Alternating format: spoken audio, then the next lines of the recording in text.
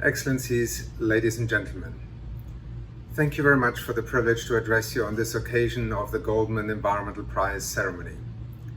We meet at a time when we truly face a triple crisis, from the relentless march of climate change to the continued destruction and degradation of ecosystems and biodiversity to the unprecedented consequences of the COVID-19 pandemic.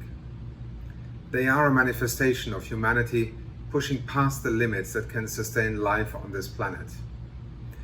As our 2020 Human Development Report in UNDP points out, as people and planet enter the Anthropocene, or the age of humans, it is now time for all countries to redesign and rethink their path to progress.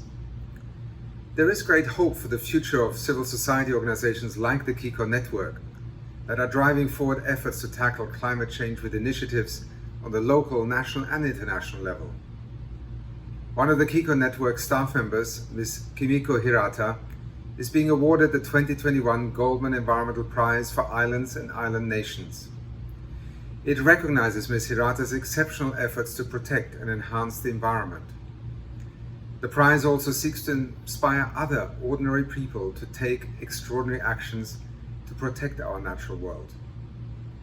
This thinking is embedded in the newly launched United Nations Decade on Ecosystems Restoration. It is the start of a global mission to rally individuals and communities across the globe to engage in grassroots efforts that will repair billions of hectares of land. That includes everything from seeding native trees to tackle desertification, to cleaning rivers and oceans, to greening our cities. Generation restoration means bringing back plants and animals from the brink of extinction, from the peaks of mountains to the depths of the sea, into the midst of our lives. And restoring 350 million hectares of degraded lands by the year 2030 will help slow climate change. It will also help ensure that food and water security for millions of people can be ensured. In fact, restoration can help us to achieve all of the Sustainable Development Goals. Such grassroots efforts are part of the systemic change that is needed to curb global warming. As many countries start to slowly recover from the COVID-19 pandemic, we are seeing countries taking steps towards a zero-carbon future. Yet, global energy-related carbon dioxide emissions are projected to rebound in 2021 and even grow by as much as 4.8% as demand for coal, oil and gas increases.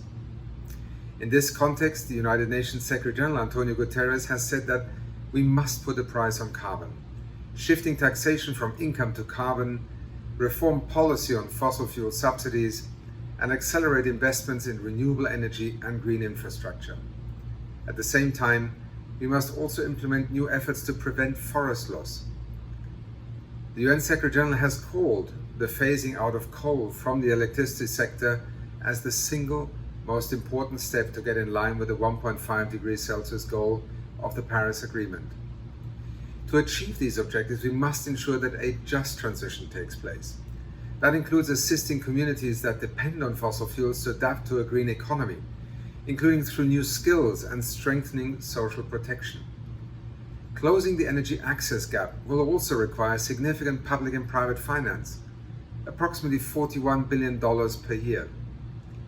However, the cost of renewables continues to plunge, as we know, slowly rendering fossil fuels truly obsolete.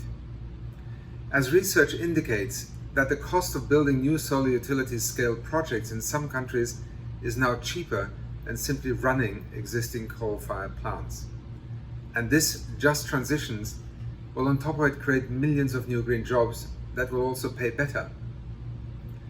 Excellencies, ladies and gentlemen, with CBD COP15, COP26 and the high-level dialogue on energy all now on the horizon, more and more countries and businesses are and must embark upon a path to clean, affordable energy for all by the year 2030 and net zero emissions by the year 2050. We now have more technology, we have more science, and we have historic levels of stimulus packages, all of which we can deploy to slash carbon emissions and protect our natural world. Yet much of our success will depend on major greenhouse gas emitters reining in their reliance on fossil fuels. It is a massive undertaking. Therefore, civil society has such a key role to play in nudging countries in the right direction. Like others who inspire us, Ms. Kimiko Hirata demonstrates the power of one person leading the change and what it can trigger, helping to shift perceptions of what is possible and inspiring us all to play a part in realizing that greener, zero-carbon future. It is my pleasure to join you today in celebrating Ms. Kimiko Hirata, who, when she was announced as the winner of this year's prize, led to so many of my friends and colleagues writing to me about her work. To you, congratulations, and to all of you who celebrate her work, let us continue the inspired initiatives that she has launched. Thank you.